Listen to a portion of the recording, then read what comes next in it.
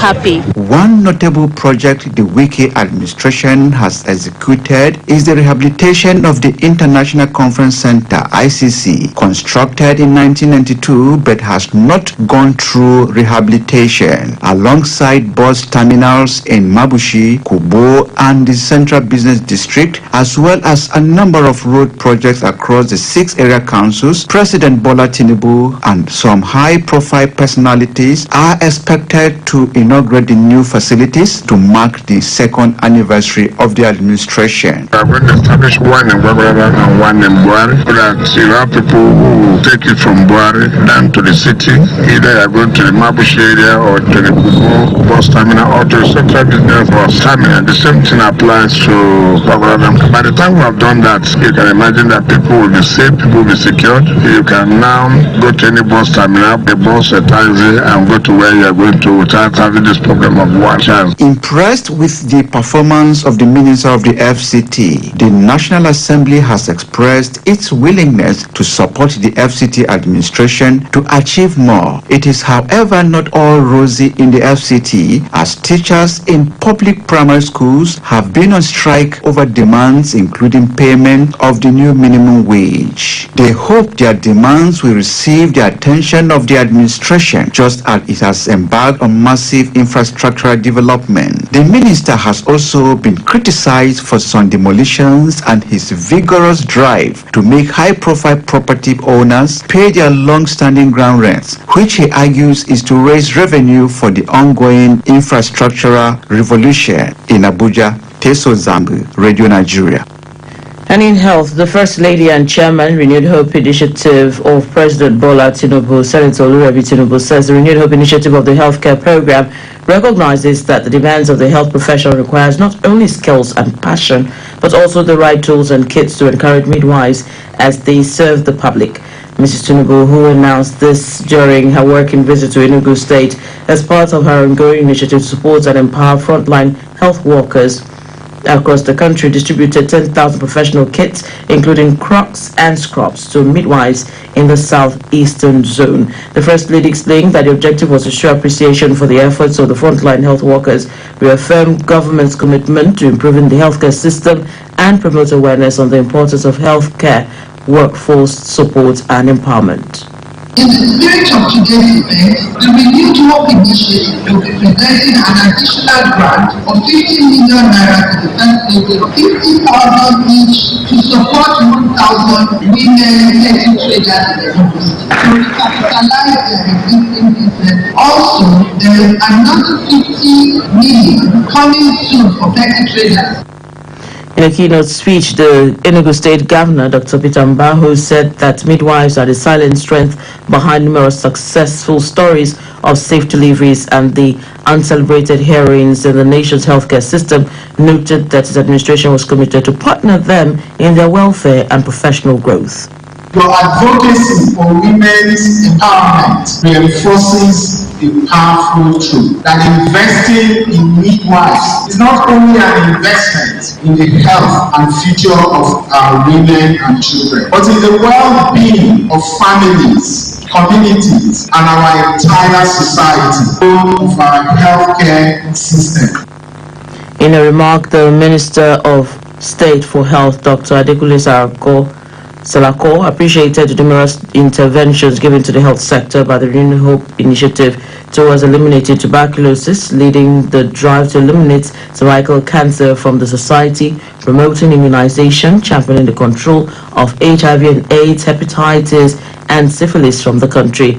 Giving an overview of the First Lady's visit, the Executive Secretary, National Primary Healthcare Development Agency, Dr. Moniya, said Southeast was the 6th and final zone for which the First Lady had extended her generosity and goodwill in the distribution of healthcare kits to midwives, which according to him aligns with the President's resolve to rapidly reduce maternal and child mortality, as well as expand access to quality health services. The Plateau State government has directed newly inaugurated governing councils of the various institutions to reabsorb staff earlier recruited by the last administration. Governor Caleb Mutfwang gave the directive when he received Muslim Ummah in the state on a Salah homage at the old Government House, Rayfield, Jos. Correspondent Stanley Helen covered the visit and filed in the report.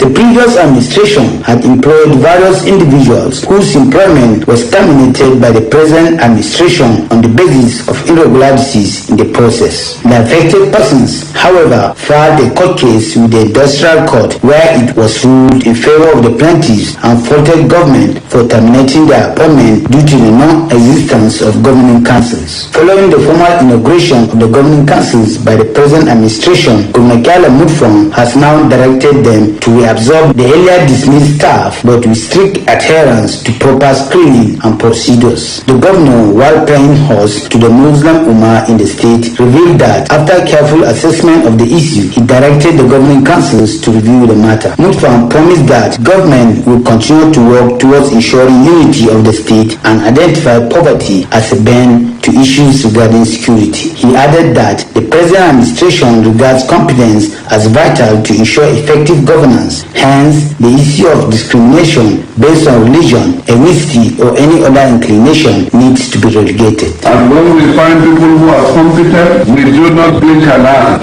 The governor charged them to be their brothers' keepers by ensuring that they maintain the plateau spirit of togetherness, remain vigilant, and report all suspicious activities to relevant authorities for prompt action. Leader of the delegation and chairman of the Jamaatul Nasrul Islam, JNI, His Royal Highness Emir of Wase, Muhammad Sambo, represented by the Emir of Kanam, Muhammad II, described leadership as a Herculean task, hence the need for the Ummah to always commit leaders in prayers for God's guidance and protection. You have been doing wonderfully well to try to bring us together, and you will only succeed with prayers. The Royal Father lauded the governor for sponsoring a substantial number of people on pilgrimage. In Jos, Stanley Helen, Radio Nigeria.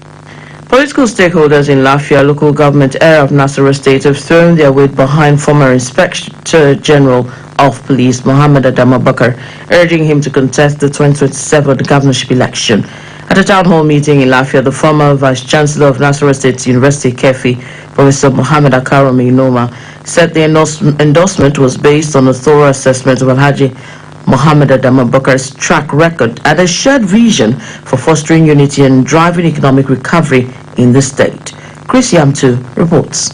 The audience included representatives of various ethnic groups and political parties across Lafia local government area. They came to witness the formal endorsement of retired Inspector General of Police Alhaji Mohammed Adamu Abubakar to contest the 2027 governorship election. The former Vice Chancellor of Nasarawa State University, Kefi, and Chairman of the Town Hall meeting, Professor Mohammed Akarome Inoma, described Alhaji Mohammed Adamu Abubakar as a distinguished public servant whose career has spanned national and international platforms. He emphasized that Nasarawa State stands to benefit from unprecedented socio-economic growth and lasting stability if Alhaji Abubakar is entrusted with leadership in 2027. Once somebody has the capacity to tell himself the truth and tell people to their face that this is workable, this is not workable, it is then that you can have governance that is meaningful. He has shown it at national level, at the international level, that he is capable of being bold in taking decisions. The guest speaker, Mr. Musa Hussaini, highlighted the aspirant's leadership qualities, citing inclusivity, grassroots engagement, justice, and respect for human dignity as hallmarks of his style. Mr. Hussaini, a long-time associate and schoolmate of Alhaji Abubakar, noted that the endorsement was the result of wide consultations across the state and beyond. We have 30 eminent sons and daughters of Nasarawa State who are vying. Each and every one of us must shine our eyes. The member representing Lafia Obi Federal Constituency, Alhaji Sarki Dahiru, who is a member of the Social Democratic Party, SDP, described the endorsement of Alhaji Mohammed Adamu Abubakar as a commendable move that transcends party lines. He noted that such unity is a significant step towards advancing the development of Nasarawa State. IG Abubakar Mohammed deserves to be our governor in 2027. I have no enemy and does not fight anyone. Because of this, we endorse him classroom is not here to pick up your resources on ground. The APC governorship aspirant Alhaji Muhammad Adamu Abubakar expressed gratitude for the support, especially from members of his local government area. He said consultations are still ongoing and urged supporters to remain law-abiding and respectful of INEC guidelines as the official campaign season is yet to begin. The event reached its peak with the symbolic presentation of traditional regalia to the aspirant by various ethnic groups in recognition of his endeavor in Nigeria.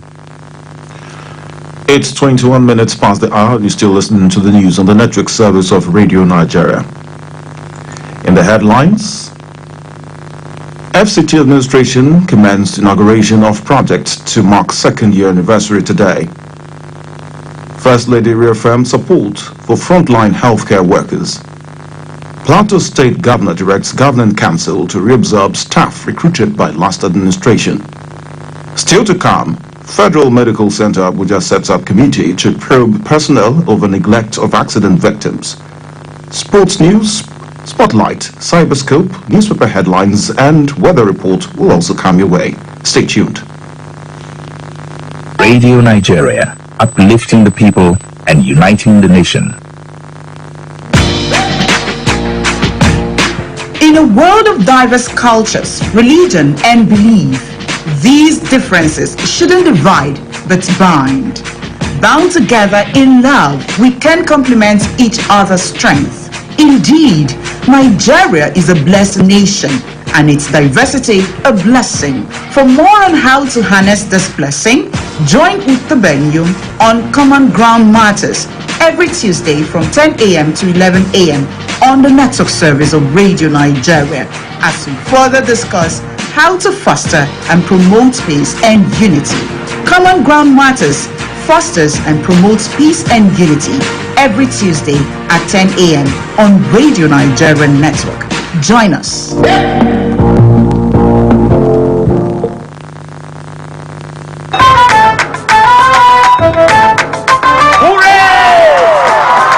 The renewed Hope administration is marking 2 impactful years as Nigeria's entire socio-economic landscape has taken a bold leap forward. There is a complete overhaul of the economy with the blocking of the perennial leakages through fuel subsidy, necessitating interventions in public transportation. Tax reforms and zero-interest student loan initiatives are truly breaking barriers. These reforms by President Bola Tinubu's administration may be difficult, but they are the necessary foundations for a strong economy. As results are beginning to manifest. No palliative in Nigeria has favored me, or this world has favored me, so I really appreciate.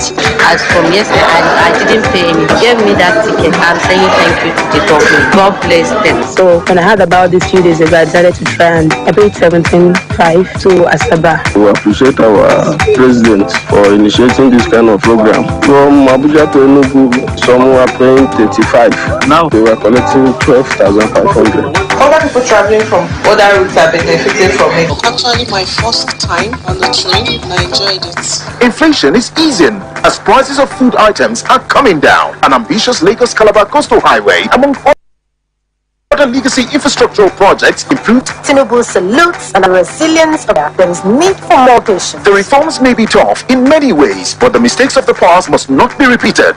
This is because the wise knows that the night often gets darker before a promising daybreak. After a heavy rain, it's always a beautiful sunshine. With President Tinubu leading the charge, it is hope renewed with a bright future. This message is from the Office of the Director General, Federal Radio Corporation of Nigeria, FRCN.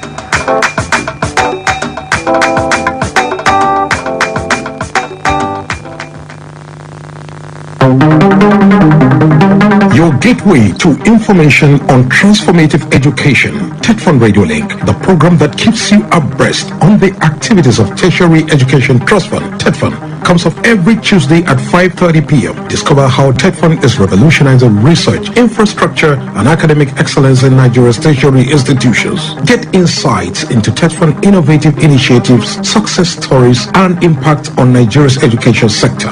Don't miss expert discussions, interviews, and updates on TETFund's interventions, including research funding, infrastructure development, and academic staff training. Join the conversation, ask questions, and get informed. Tune in every Tuesday at 5:30 p.m. for TechFund Radio Link, only on Radio Nigeria. TechFund Radio Link, empowering education, enhancing Nigeria's future. Radio Nigeria, uplifting the people and uniting the nation. Following alleged neglect of accident victims at the emergency unit of the Federal Medical Center, FMC, Jabi, Abuja, the head clinical services, Dr. Bioku Muftal, says 8 personnel, including 4 doctors, 2 nurses, and 2 health assistants, are currently under. Dr. Muftal made this known during a fact-finding mission by members of the Association of Nigerian Health Journalists. On Sunday, the Minister of State for Health and Social Welfare, Dr. Isiaq Adekunle Salako, had ordered the management of the promptly set up an investigative to examine the incident, to emphasize that the hospital had zero-tolerance policy for service negligence and took all patient-related complaints seriously.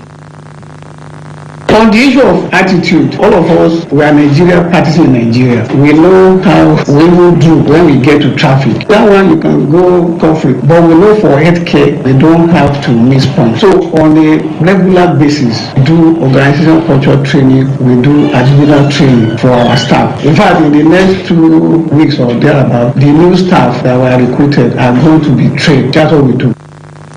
He said feedback channels exist across various departments of the hospital to enable patients and their families to report concerns or dissatisfaction. Dr. Muftal explained that the hospital regularly conducts customer service and organizational culture training for its workforce to foster empathy and professionalism in service delivery.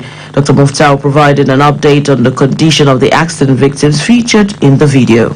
The patient before he left the hospital was okay. The one with the injury on the head, even in fact the same day he left the hospital. He was stabilized. Yes, he was stabilizing. No, the other ones are just, I think they are more, they are minor. They didn't even present for treatment. The viral video, which sparked public outrage across social media platforms, showed victims of a road accident allegedly left without prompt attention by the hospital after being brought in by a good Samaritan. Meanwhile, the Corps Marshal Federal Road Safety Corps FIC Malam Shehu Mohammed has appealed to healthcare providers to always prioritize the welfare of accident victims and uphold the highest standards of professionalism to save lives, while condemning the several rejection of road crash victims from FIC operatives by hospitals in Abuja. Malam Shehu Mohammed commended the management of the Federal Medical Center, FMC, Jabi, Abuja for taking decisive action against staff alleged to have neglected a victim rescued from a crash scene in the Federal Capital Territory. The FSC Corps Marshal, who emphasized the imperatives of timely and adequate medical attention in reducing mortality rates, called on all healthcare providers to adopt a more proactive approach in responding to emergencies and saving lives of rescued crash victims. He also reiterated FIS's commitment to collaborate with healthcare providers and other stakeholders to enhance road safety and save lives. The Corps Marshal profoundly commended the good Nigerian who single-handedly carried out the rescue of the victim and called on citizens to emulate the sense of patriotism by joining hands to promoting a culture of safety, discipline, and professionalism to save more lives. Muslims across the country have been urged to adopt the spirit of sacrifice and tolerance towards one another to overcome the economic challenges bedeviling the nation. The Chief Imam, 82 Division, Nigeria Army Enugu, Lieutenant Colonel Hussein Eleje, gave the advice while marking the Salah celebration in the state. Speaking with our correspondent to monitor the celebration in Metropolis, Lieutenant Colonel Hussein encouraged Muslims to align with the present economic situation in the country in marking the Salah. A business owner at one of the facilities in the Enugu Metropolis, Mr. Onyeka Onuigbo, who said he witnessed low patronage, attributed it to inadequate money circulation due to economic hardship. Obedience to the law of Almighty God, and then obedience to the word to people that are placed on authority. The ram that was sacrificed during the period of celebration also extends to individuals sacrificing, giving up for somebody around them to work to have peace and joy, thereby extending the love, care for one another, supporting one another. A Muslim faithful, Malam Yakubu Muhammad, said the cost of transportation discouraged him from traveling to his hometown to spend time with his family and encouraged government to do more to improve the economy. Our correspondent reports that most recreational centers and relaxation spots within the metropolis witnessed low turnout of people compared to what it used to be, despite the two-day public holiday declared by the federal government to mark the celebration. The need for government at all levels to provide persons with disability, physical, digital, and social accessibility to break the barriers they face has once again been emphasized. The Nasarawa State Coordinator Advocacy for Women with Disability Initiative, Mrs. Asaba Avasin, made the assertion during a media briefing in Lafia, the state capital. Esther Enna completes the report. The Nasarawa State Coordinator Advocacy for Women with Disabilities Initiative, Mrs. Asaba Avasin, maintained that the briefing was aimed at raising awareness about some of the challenges faced by persons with disability across the state. Mrs. Asaba emphasized that persons with disability face numerous challenges, including physical barriers, social exclusive and limited access to digital resources. The area of attention involves ramp and elevator in public buildings, wide wheelchair accessibility doors and pathways, accessible restroom with great baths and lowered skills, tactile signage and braille level for visually impaired, audio signal at crosswalks, sign language interpreter at the public event, disability awareness training for staff. The Advocacy for Women with Disability Initiative Coordinator appealed for attention from government at all levels and well-to-do individuals to prioritize the needs of persons with disability to ensure that their needs are taken into account in policy-making processes. We urge the government and stakeholders to implement policies that promote human rights for all citizens. Among these include public buildings and infrastructure wheelchair accessible, providing accessible transport option that also cater for the people with disability. Mrs. Asaba also asked governments to work with organizations of persons with disability to ensure that their needs are given up priority in policy-making processes to ensure quality and human rights for all citizens in Lafia. Esther Enna, Radio Nigeria. The Nigerian Red Cross Society has distributed emergency relief to flood-affected families in Mokwa, Niger State. A statement by the head of communications, Chima Wankwo, says each household received plastic buckets and jerry cans for safe water storage, mobile taps to support proper hand washing and hygiene, a pack of aqua taps. Other items include sleeping mats, blankets, and camp beds, shelter kits containing tools and materials that families need to build temporary shelters. The statement adds that the Nigerian Red Cross Society will continue to work closely with local authorities like the Niger State Emergency Management Agency, SEMA, and the National Emergency Management Agency, NEMA, to monitor the situation and coordinate further relief efforts with more distribution of other non-food materials scheduled in the coming days for additional communities affected by the floods. A delegation from the Nigeria Senate Committee on Foreign Affairs led by Senator Ali Ndume has visited the Nigeria Pilgrims accommodation in Mecca that was recently affected by a fire incident. Speaking during the visit, Senator Ndume expressed relief that no lives were lost in the incident, which affected the hotel housing Nigerian pilgrims in the Shah Mansour area. He noted that the committee, which is currently on an oversight mission in Saudi Arabia, felt it was important to physically assess the situation and show solidarity with the victims.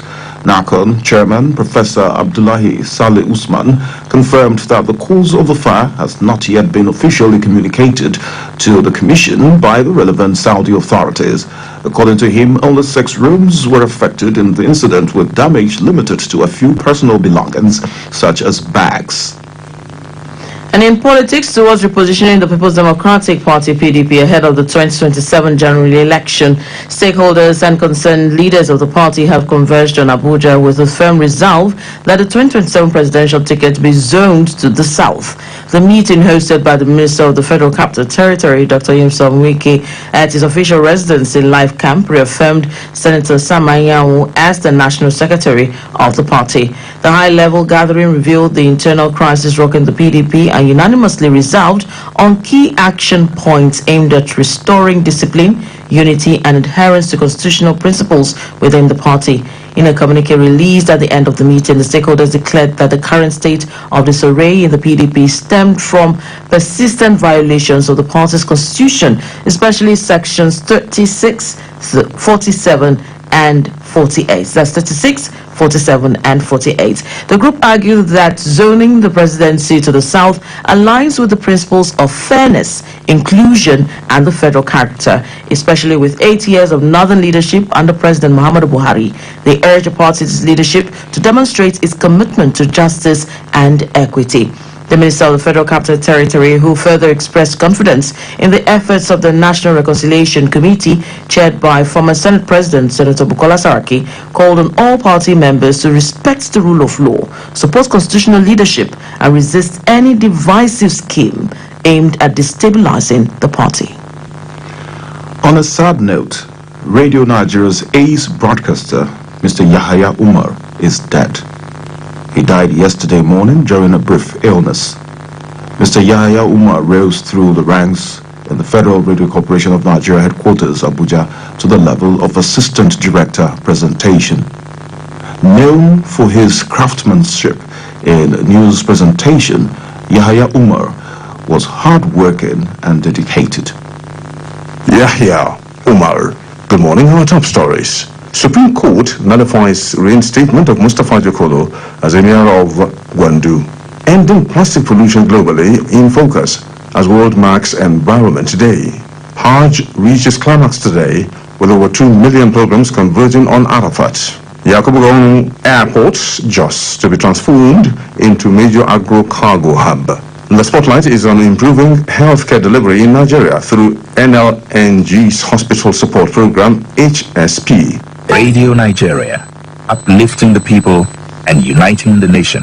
To wrap up the news, here is a recap of our major stories. The Supreme Court has nullified the reinstatement of Mustafa Jokolo as Emir of Gwandu.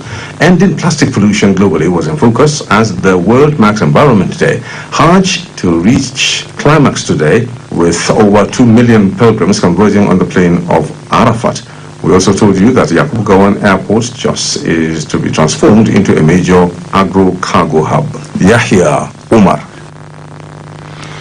The voice of Yahya Umar, reading our 7 a.m. news last Thursday. Mr. Yahya Umar has been buried at Gudu Cemetery, Abuja, according to Islamic rites.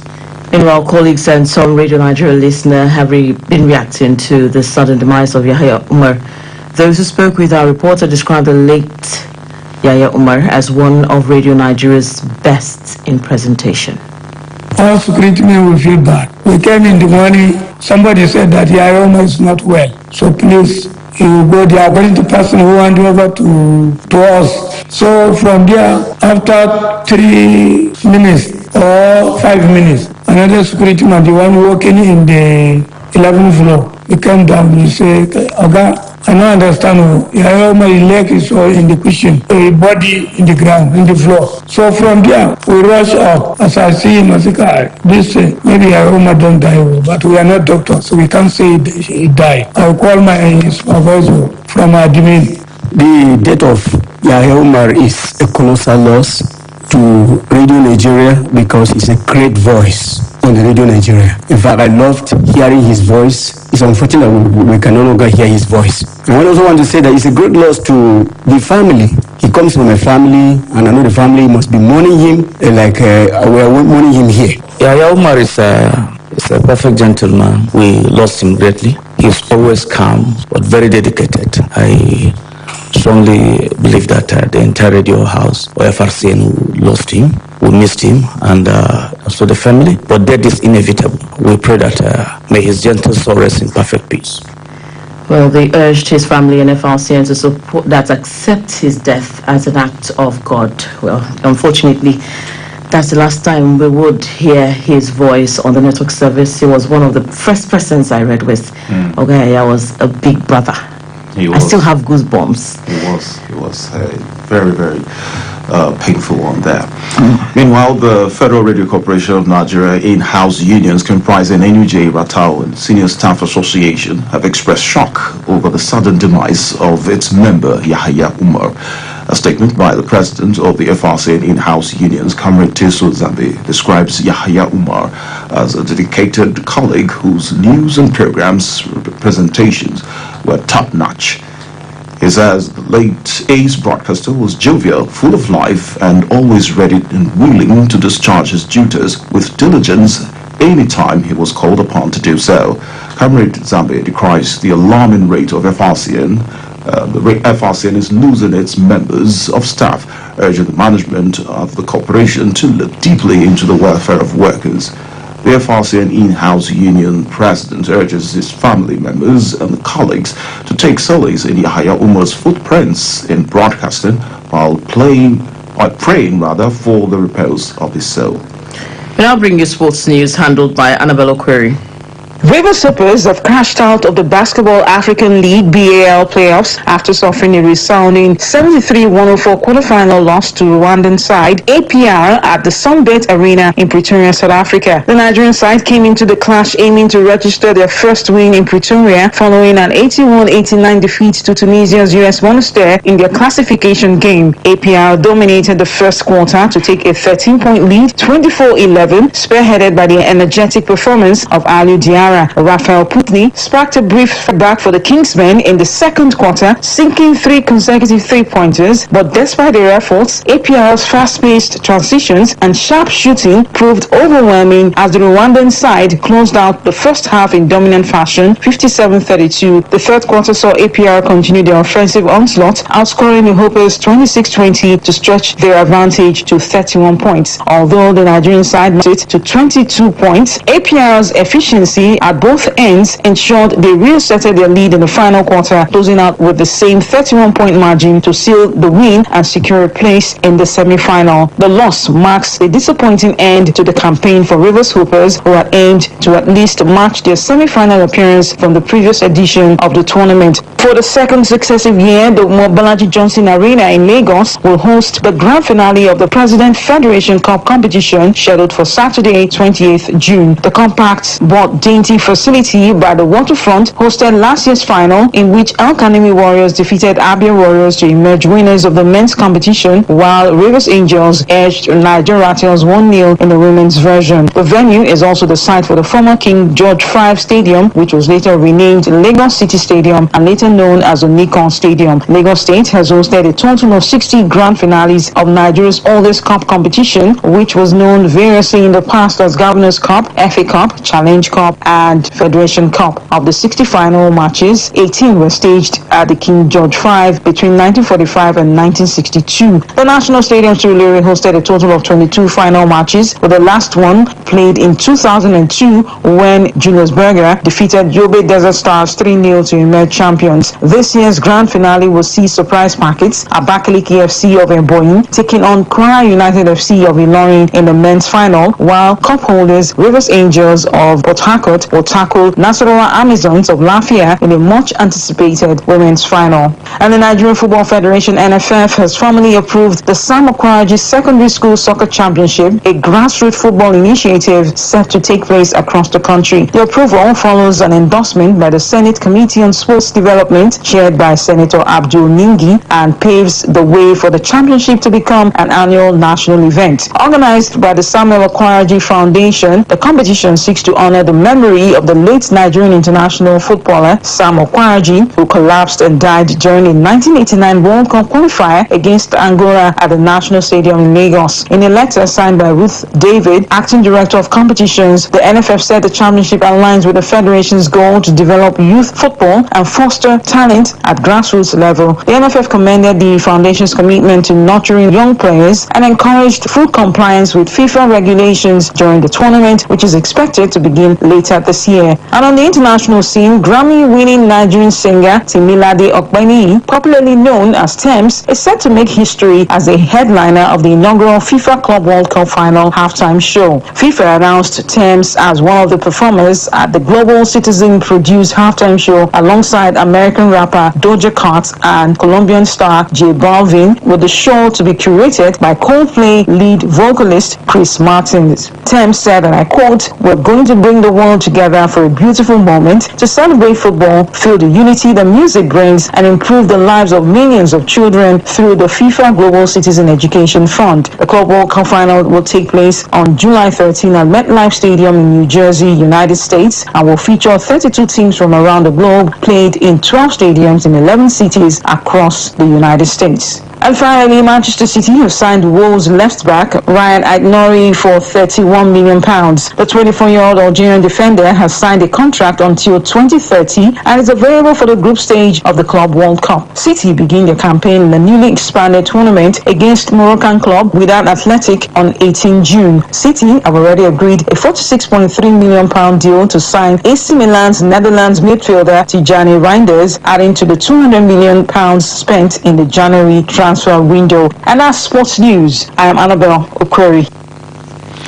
The spotlight is on a 7-year journey of impactful, visionary, and purposeful leadership at NAFDAC. It is written by Okonofu Adodo, a veteran health, equity, and social justice advocate.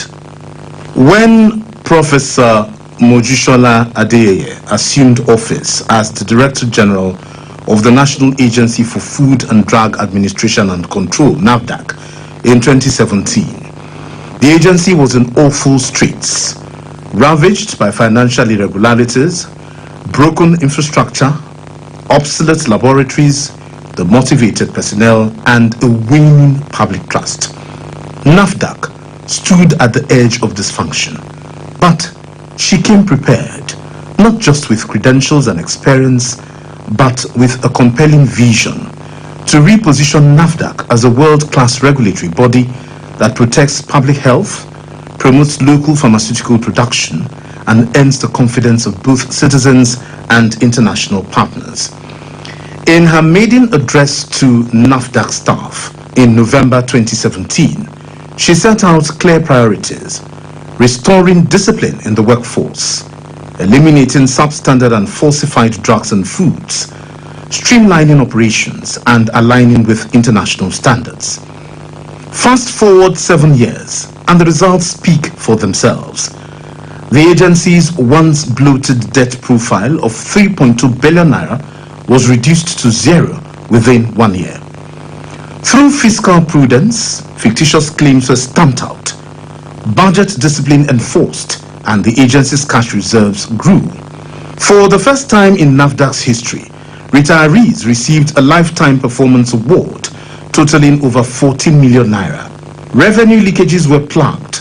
Over 533 million naira was recovered from evading companies, and 106 million naira mistakenly credited to another agency in 2015 was retrieved through rigorous account reconciliation. Perhaps one of the biggest milestones is NAFDAC's attainment of Maturity Level 3, ML3, on the WHO Global Benchmarking Scale, a distinction that places it among elite regulatory authorities globally. The agency has also cleared over 6,000 backlogged registration applications and digitized the product registration process. NAFDAC has also equipped itself with cutting-edge technologies like TRASCAN devices and implemented a risk-based laboratory testing system. Collaborations with the Nigeria Customs Service and the NDLEA have strengthened enforcement, while public enlightenment campaigns under initiatives like YADA and YPG have helped reduce drug abuse, especially among youths. To ensure that only safe and effective drugs reach the public, NAFDAC launched a 5-year pharmaceutical track and trace roadmap using GS1 technology. This effort strengthens the monitoring of products movement from manufacturer to end user. Over 300 computers and 350 laptops have been procured. Regulatory SOPs have been documented. Laboratories are also being upgraded, including the Maiduguri and Oshodi facilities. These developments ensure that No region is left behind in NAFDAC's regulatory net. In a historic move, NAFDAC shut down the notorious open drug markets in Idumota, Aba and Onitsha markets, long seen as breeding grounds for substandard and banned medicines. Perhaps the crown jewel of recent achievements is the WHO pre-qualification of Afri's medical 0.5 milliliter auto-disable syringes, making it the first such manufacturer in West Africa. 7 years on, NAFDAC has transformed from a struggling institution into a beacon of excellence. It is a story of resilience, reform, and results. Professor Mojisola Adeye's tenure has proven that with the right leadership, even the most broken institutions can be restored to greatness. It must now be made abundantly clear, especially to those who hide behind the veil of propaganda, to defend the indefensible, that the tide has turned. No amount of spin can justify the actions of those whom Professor Mojisola Adeye has rightly branded the merchants of death.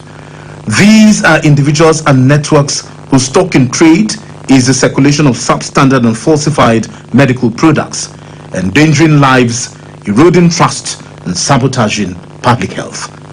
To continue shielding such criminality under any guise is to betray the nation's well-being.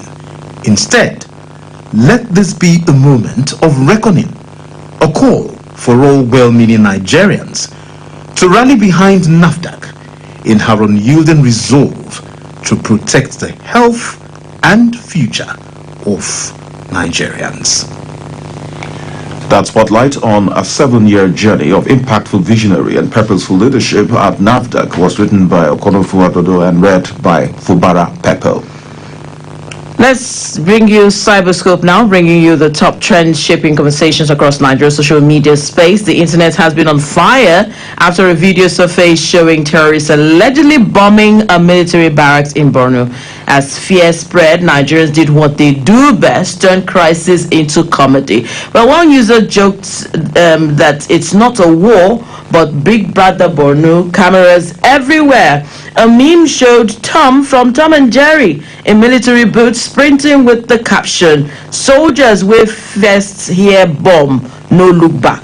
Another had a soldier jumping a fence with jollof in hand, saying, "Leave Borno but never leave rice." In response, the Nigerian army issued the usual line, "The situation is under control." But social media replied with, "Control dey, but remote done lost." Oh dear, oh dear.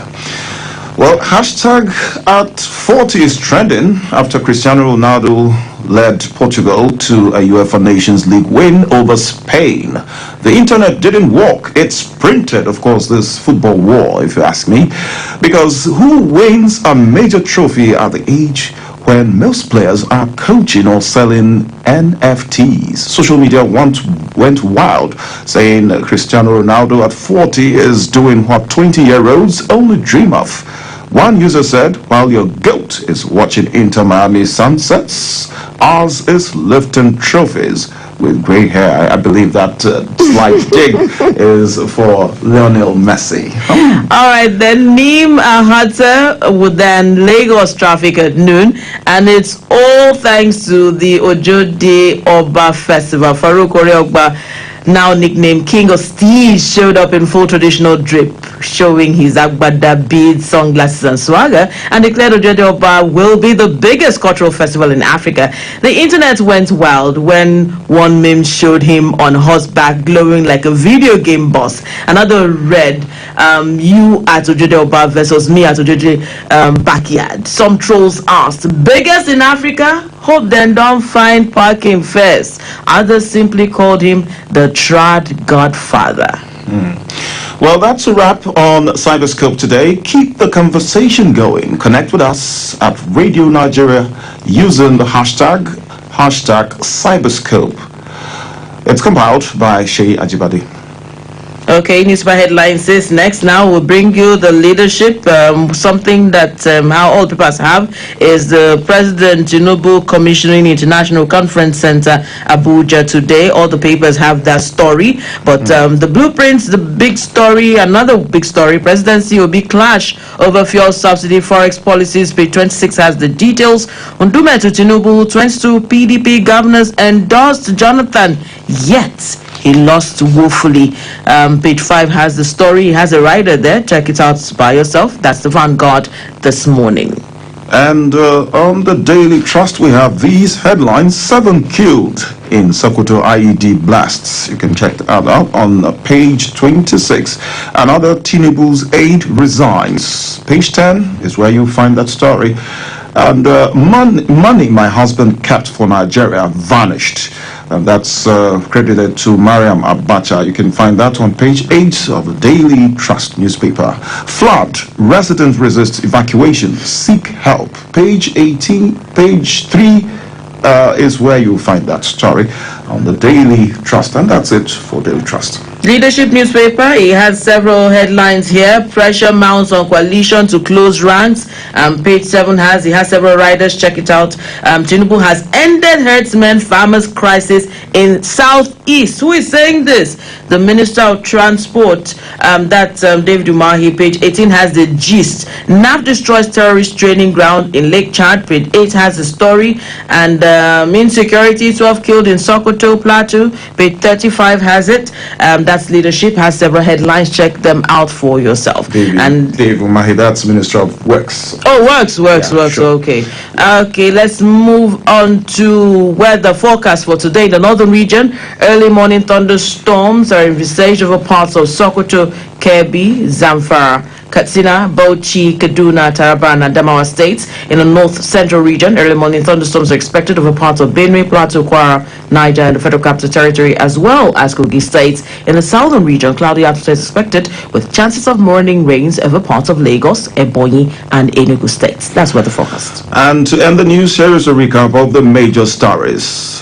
The FCT administration will this morning commence the inauguration of projects to mark second-year anniversary. The First Lady, Senator Oluremi Tinubu, has reaffirmed the renewed hope initiative support of frontline healthcare workers in the country. The Plateau State government has directed the newly inaugurated governing councils of the various institutions to reabsorb staff earlier recruited by the last administration. We also reported